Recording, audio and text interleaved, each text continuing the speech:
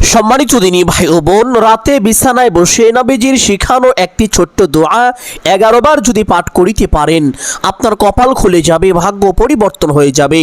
জীবনের সকল অভাব অনটন, দুঃখ কষ্ট পেরেশানি, বিপদ আপদ বালা মুসিবত সাথে সাথে দূর হয়ে যাবে। সুবহানাল্লাহ।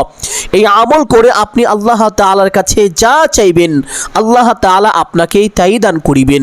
যে দোয়াই করবেন সে দোয়াই কবুল করিবেন। সম্মানিত দিনী ভাই ও বোন আমার, অনেকেই তো আছেন অভাবগ্রস্ত, অনেকেই ঋণগ্রস্ত, লক্ষ লক্ষ কোটি কোটি টাকা ঋণ করে ফেলেছেন। অনেক চেষ্টা করেছেন কিন্তু কোনোভাবে ঋণ পরিশোধ হচ্ছে না। আমি বলবো, রাতে ঘুমানোর পূর্বে এই ছোট্ট আমলটি অবশ্যই করুন। আল্লাহ তাআলা আপনার সমস্ত ঋণ কুদরতিভাবে পরিশোধ করে দিবেন। এমনকি আপনার ঋণের পরিমাণ যদি পাহাড় সমানও হয়ে থাকে। সুবহানাল্লাহ। অনেকে আছেন যেই দিকেই যান শুধু ব্যর্থ হয়ে যান।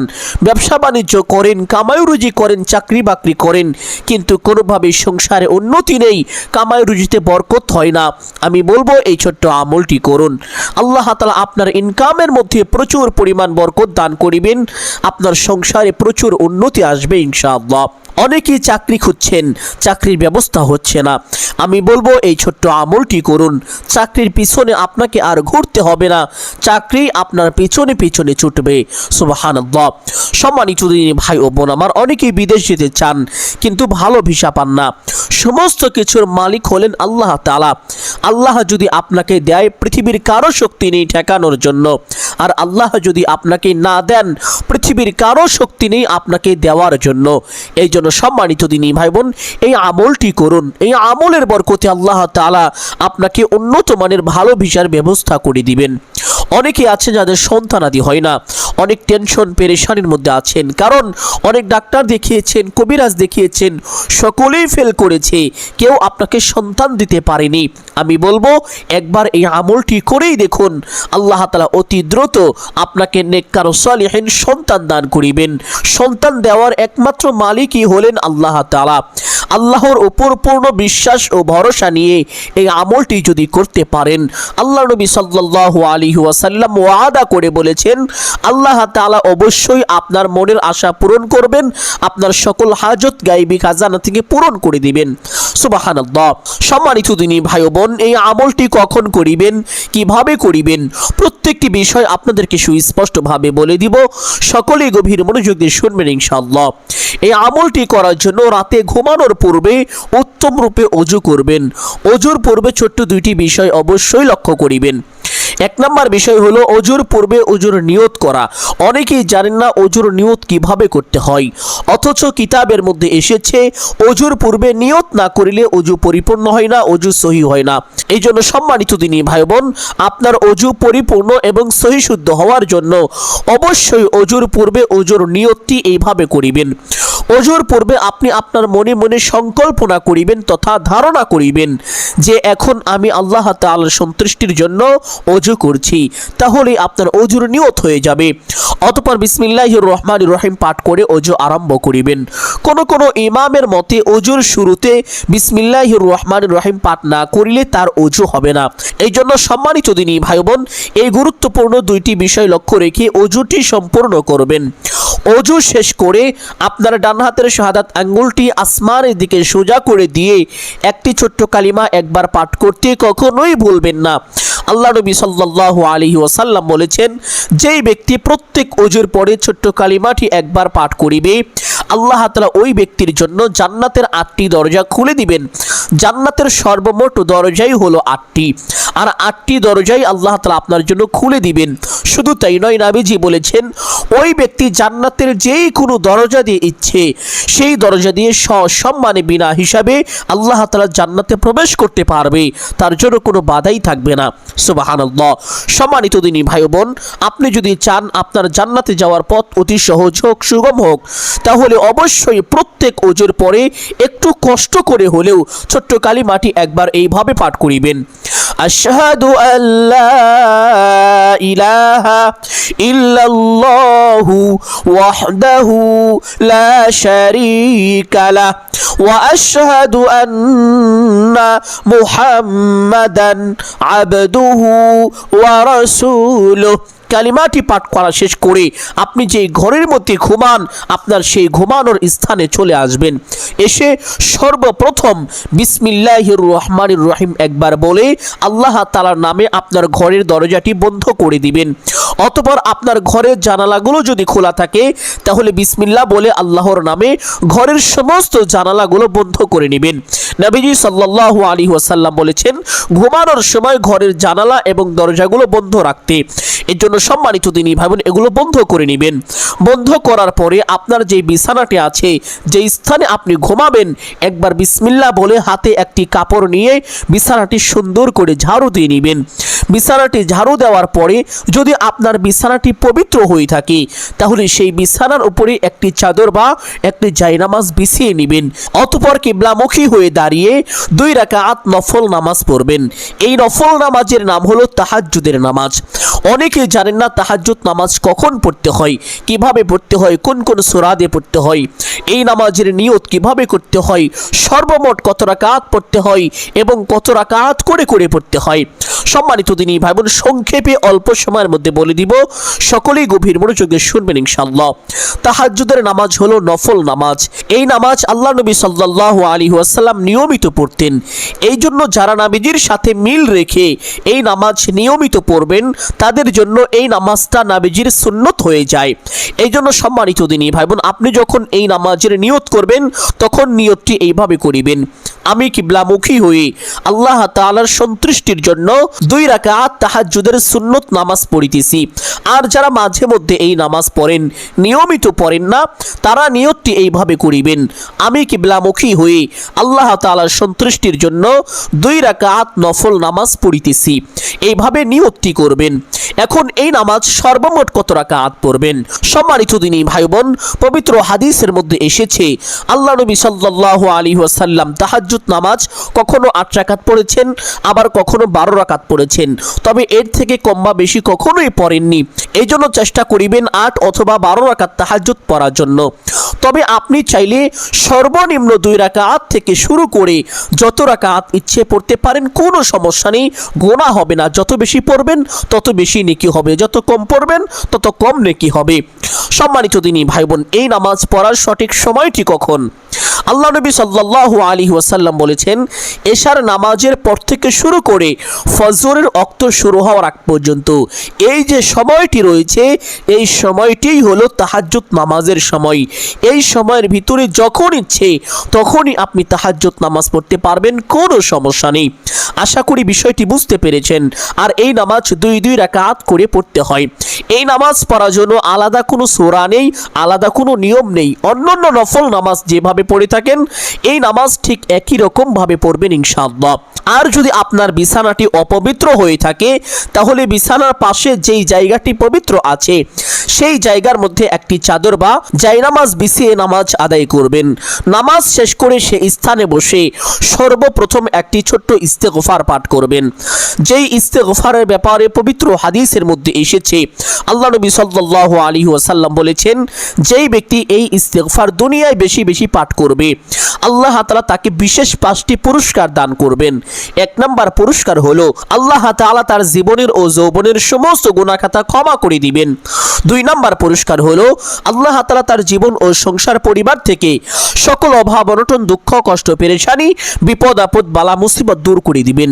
3 নম্বর পুরস্কার আল্লাহ তাআলা তার কামাই রুজি ব্যবসা বাণিজ্যের মধ্যে প্রচুর পরিমাণ উন্নতি ও বরকত দান করিবেন। অর্থাৎ আল্লাহ তাআলা তাকে চতুর্দিক থেকে বৃষ্টির মতো রিজিক দান করিবেন। সুবহানাল্লাহ। 4 নম্বর পুরস্কার যাদের সন্তানাদি হয় না তারা যদি এই ইস্তেগফার উঠতে বসতে চলতে ফিরতে বেশি বেশি পাঠ করিতে পারে আল্লাহ তাআলা তাদেরকে অতি দ্রুত নেককার সলিহিন সুসন্তান দান করিবেন। 5 নম্বর পুরস্কার এই ইস্তেগফার বেশি বেশি পাঠ করিলে মহান আল্লাহ তাআলা আপনাকে নিরাপদে জান্নাতে পৌঁছে দিবেন, আপনার জন্য জান্নাতকে ওয়াজিব করে দিবেন, জাহান্নামকে হারাম করে দিবেন। সুবহানাল্লাহ। এই জন্য সম্মানিত দিনী ভাই ও বোন উঠতে বসতে চলতে ফিরতে যখন এই সময় পাবেন ছোট্ট ইস্তেগফারটি বেশি বেশি পাঠ করিবেন। তবে আমলের সময় কমপক্ষে 11 বার অবশ্যই পাঠ করিবেন। করিবেন। ইস্তেগফারটি হলো আস্তাগফিরুল্লাহাল আযীম ইন্নাল্লাহা গফুরুর রহিম। একটু কষ্ট করে হলেও এই ইস্তেগফারটি পাঠ করার চেষ্টা করিবেন। তবে আপনি যদি এই ইস্তেগফারটি কোনোভাবে পাঠ করিতে না পারেন, তাহলে ছোট্ট ইস্তেগফার আস্তাগফিরুল্লাহ মহব্বতের সাথে কমপক্ষে 11 বার পাঠ করিবেন। ইস্তেগফারটি পাঠ করা শেষ করে একটি ছোট্ট দুরূদ পাঠ করিবেন। যেই দুরূদের ব্যাপারে কিতাবের মধ্যে এসেছে, যেই ব্যক্তি একবার এই দুরূদটি পাঠ করে, আল্লাহ তাআলার 70 জন রহমতের নূরের তৈরি ফেরেশতা ওই ব্যক্তির জন্য 1000 দিন পর্যন্ত নেকি লিখতে থাকে। সুবহানাল্লাহ।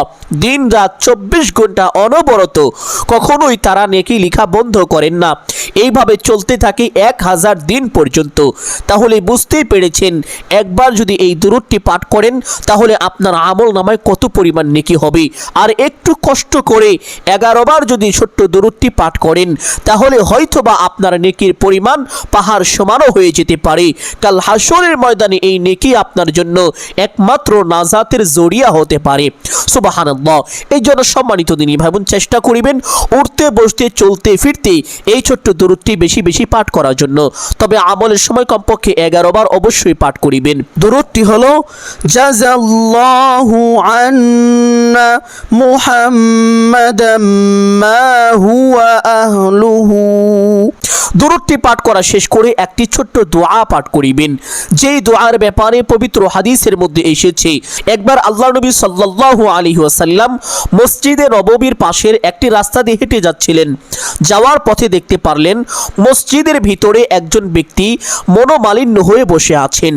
অতঃপর নবীজি সাল্লাল্লাহু আলাইহি ওয়াসাল্লাম তার চেহারা মলিন দেখে তার কাছে চলে গেলেন। গিয়ে জিজ্ঞেস করলেন, তুমি কি আবু উমামা? সাহাবী বললেন, ইয়া রাসূলুল্লাহ সাল্লাল্লাহু আলাইহি ওয়াসাল্লাম, আমি আবু উমামা। নবীজি বললেন, ও আবু উমামা, তুমি চেহারা মলিন করে কেন এমন সময় মসজিদের মধ্যে বসে আছো? এখনো তো নামাজের সময় হয়নি। আবু উমামা রাদিয়াল্লাহু তাআলা আনহু নবীজির এই কথা শোনার সাথে সাথে কেঁদে ফেললেন। তার চোখ দিয়ে ঝরঝর করে পানি পড়তে লাগলো। অতঃপর আবু উমামা রাদিয়াল্লাহু তাআলা আনহু নবীজি সাল্লাল্লাহু আলাইহি ওয়াসাল্লামকে বললেন, ইয়া রাসূলুল্লাহ সাল্লাল্লাহু আলাইহি ওয়াসাল্লাম, কোথায় যাব, কোথায় একটু শান্তি পাবো? আমি কোনো জায়গায় কোনো শান্তি খুঁজে পাচ্ছি না। যেদিকেই যাচ্ছি শুধু আমার কষ্ট লাগছে। ঋণ আমার উপরে ভর করেছে। অভাব অনটন দুঃখ কষ্ট পেরেশানি বিপদ আপদ বালা মুসিবত আমাকে চতুর্দিক থেকে গ্রাস করে ফেলেছে। চতুর দেওয়ালের মধ্যে আমি আটকে পড়ে আছি। আমি কোথায় যাইব? যাওয়ার মতো কোনো রাস্তা খুঁজে পাচ্ছি না। আল্লাহ নবী সাল্লাল্লাহু আলাইহি ওয়াসাল্লাম সাহাবী আবু উমামা রাদিয়াল্লাহু তাআলা আনহুকে বললেন, ও আবু উমামা, আমি কি তোমাকে এমন কয়েকটি বাক্য শিখিয়ে দিব না, যেই বাক্যগুলো পাঠ করিলে তোমার সমস্ত ঋণ আল্লাহ তাআলা পরিশোধ করে দিবেন, তোমার সকল অভাব অনটন দুঃখ কষ্ট পেরেশানি বিপদ আপদ বালা মুসিবত দূর করে দিবেন।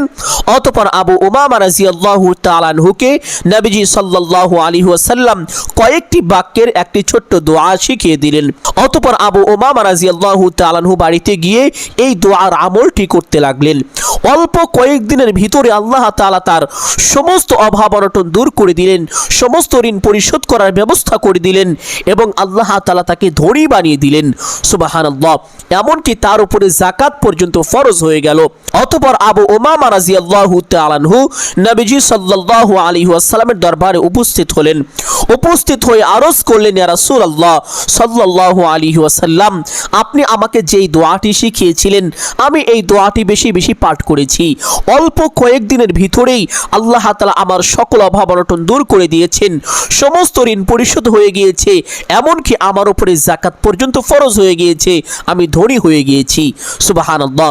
আর সেই ছোট্ট দোয়াটি এখন আপনাদেরকে বলে দিব।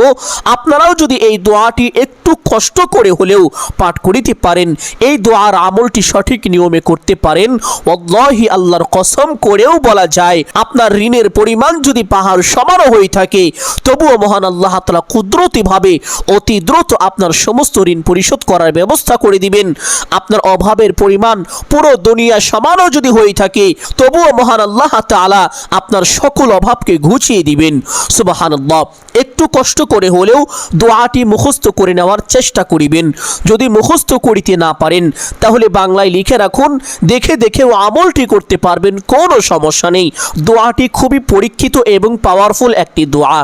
দোয়াটি হলো আল্লাহুম্মা ইন্নী আউযু বিকা মিনাল হাম্মি ওয়াল হাজানি ওয়া আউযু বিকা মিনাল আজজি ওয়াল কাসালি ওয়া আউযু বিকা মিনাল জুবনি ওয়াল বুখলি ওয়া আউযু বিকা মিন গলাবাতিদ দাইনি ওয়া কাহরির রিজাল।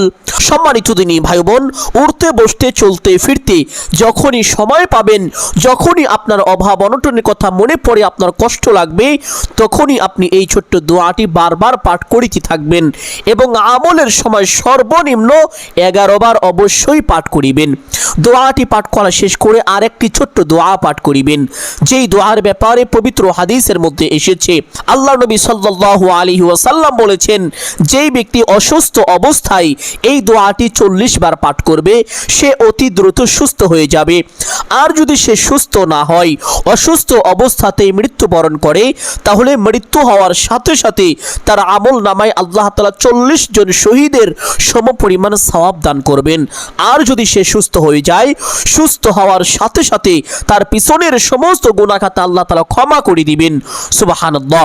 আর সেই ছোট্ট দোয়াটি হলো লা ইলাহা ইল্লা আনতা সুবহানাকা ইন্নী কুনতু মিনাজ জালিমিন। এই দোয়াটিকে দোয়ায়ে ইউনুস বলা হয়ে থাকে। একবার আল্লাহ নবী হযরত ইউনুস আলাইহিস সালাতু ওয়াস সালামকে মাছে গিলে ফেলেছিল। মাছের পেটের মধ্য থেকে আল্লাহ নবী হযরত ইউনুস আলাইহিস সালাতু ওয়াস সালাম এই দোয়ার মাধ্যমে আল্লাহ তাআলার কাছে সাহায্য চেয়েছিলেন। আল্লাহ তাআলা সাথে সাথে হযরত ইউনুস আলাইহিস সালাতু ওয়াস সালামকে সাহায্য করেছিলেন তথা মাছের পেটের মধ্য থেকেও হেফাজত করেছিলেন। সুবহানাল্লাহ। এই ঘটনাটি শোনার পরে সাহাবীরা আরজ করলেন, ইয়া রাসূলুল্লাহ সাল্লাল্লাহু আলাইহি ওয়াসাল্লাম, এই মহামূল্যবান গুরুত্বপূর্ণ ছোট্ট দোয়াটি কি শুধুমাত্র ইউনুস আলাইহিস সালাতু ওয়াস সালামের জন্য বৈশিষ্ট্য নাকি সমস্ত মানুষের জন্যই বৈশিষ্ট্য? আমরাও চাইলে কি এই দোয়ার আমল করতে পারবো? নবীজি সাল্লাল্লাহু আলাইহি ওয়াসাল্লাম সাহাবীদেরকে বললেন, ও আমার সাহাবীরা শোনো, এই দোয়াটি শুধুমাত্র ইউনুস আলাইহিস সালাতু ওয়াস সালামের জন্যই বৈশিষ্ট্য নয়, এই দোয়াটি সমস্ত মানুষের জন্যই বৈশিষ্ট্য। যেই ব্যক্তি কঠিন বিপদের মধ্যে পড়ে এই দোয়াটি পাঠ করবে, আল্লাহ তাআলা সাথে সাথে তাকে সাহায্য করবেন, তার সকল বিপদ আপদ দূর করে দিবেন। সুবহানাল্লাহ। এই জন্য সম্মানিত দিনী ভাই বোন, যারা খুব বেশি কষ্টের মধ্যে আছেন, যেদিকেই যাচ্ছেন শুধু দুঃখ পাচ্ছেন, কষ্ট পাচ্ছেন, এই ছোট্ট দোয়াটি 40 বার পাঠ করুন। আল্লাহ তাআলা আপনার সকল দুঃখ কষ্ট পেরেশানি বিপদ আপদ বালা মুসিবত দূর করে আপনাকে শান্তি দান করিবেন। সুবহানাল্লাহ। দোয়াটি আরো একবার পাঠ করছি, সহি শুদ্ধ উচ্চারণটি সকলেই শিখে রাখুন এবং মুখস্থ করার চেষ্টা করুন। যদি মুখস্থ করিতে না পারেন বাংলায় লিখে রাখুন, দেখে দেখেও দোয়াটি পাঠ করিতে পারবেন, কোনো সমস্যা নেই। দোয়াটি হলো লা ইলাহা ইল্লা আনতা সুবহানাকা ইন্নী কুনতু মিনাজ জালিমিন। এই দোয়াটি পাঠ করা শেষ করে আল্লাহর প্রিয় একটি তাসবিহ 100 বার পাঠ করিবেন, ছোট্ট তাসবিহ। তবে এই তাসবিহের ব্যাপারে পবিত্র হাদিসের মধ্যে আল্লাহ নবী সাল্লাল্লাহু আলাইহি ওয়াসাল্লাম বলেছেন, যে ব্যক্তি এই তাসবিহটা 100 বার পাঠ করবে, তার গুনাহের পরিমাণ যদি সমুদ্রের ফেনা রাশিও হয়ে থাকে, তবুও মহান আল্লাহ তাআলা তার জীবনের ও যৌবনের সমস্ত গুনাহ খাতা ক্ষমা করে দিবেন। সুবহানাল্লাহ। এই তাসবিহটা এতটাই বেশি প্রিয়, এই জন্য সম্মানিত দিনী ভাই বোন, প্রত্যেক দিন এই তাসবিহটা 100 বার করে পাঠ করার চেষ্টা করিবেন। তাসবিহটা হলো সুবহানাল্লাহি ওয়া বিহামদিহি। আমলের সময় কমপক্ষে 100 বার পাঠ করিবেন। 100 বার যদি পাঠ করা কষ্ট হয়ে যায়, কমপক্ষে 11 বার অবশ্যই পাঠ করিবেন। তাসবিহটা পাঠ করা শেষ করে একবার মহব্বতের সাথে দুরুদে ইব্রাহিম সহি শুদ্ধ করে পাঠ করিবেন। দুরুদে ইব্রাহিম পাঠ করা শেষ করে মোনাজাত করবেন এইভাবে, আলহামদুলিল্লাহি রাব্বিল আলামিন ওয়াসসালাতু ওয়াসসালামু আলা সাইয়্যিদিল আম্বিয়া ওয়াল মুরসালিন। এই দুইটি বাক্য বলার পরে আপনারা যা কিছু প্রয়োজন সমস্ত কিছু আল্লাহ তাআলার কাছে চাইবেন। চাওয়া শেষ করে একবার বলবেন, হে আল্লাহ, আপনার হাবিবের উসিলা করে আমার দোয়া মুনাজাত কবুল আর মঞ্জুর করে নিন। অতঃপর 3 বার বলবেন, আমিন আমিন আমিন বিরহমাতিকা ইয়া আরহামার রাহিমিন। মুনাজাত শেষ করে একবার পড়বেন সাল্লাল্লাহু আলাইহি ওয়াসাল্লাম। সাথে সাথে আপনার দোয়া আল্লাহ তাআলার আরশে আজমে পৌঁছে যাবে, আপনার দোয়া কবুল আর মঞ্জুর হয়ে যাবে। এইভাবে যদি এই আমলটি করতে পারেন, আপনার কপাল খুলে যাবে, ভাগ্য পরিবর্তন হয়ে যাবে। আপনি যা চাইবেন আল্লাহ তাআলা আপনাকে তাই দান করিবেন। সুবহানাল্লাহ। সম্মানিত দিনী ভাই বোন, আমি আশা করছি আজকের এই আমলটি আপনাদের সকলের জন্য অত্যন্ত গুরুত্বপূর্ণ এবং উপকারী ছিল।